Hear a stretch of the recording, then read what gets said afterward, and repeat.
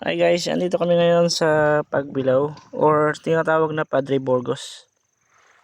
Ayan, ito yung dagat. Nag long weekend muna kami ngayon kasama ng mga tropa. Siya, si hi. Hello. Ayan. Bro, sigaw naman kayo dyan, sumigaw naman kayo. Show out.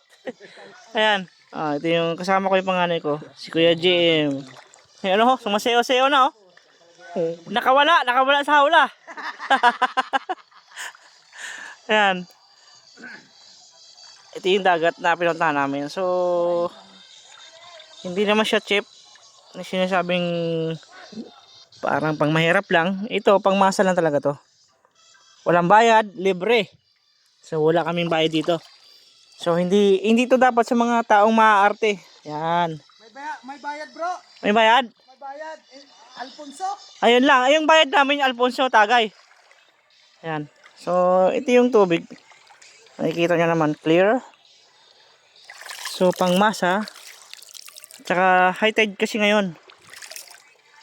Pag high tide, asahan nyo na malalim ang tubig. Hindi natin makikita.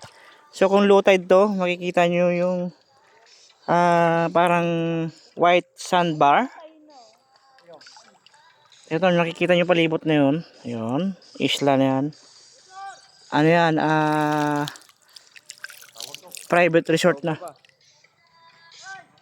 Yes! Ay! Ano yan?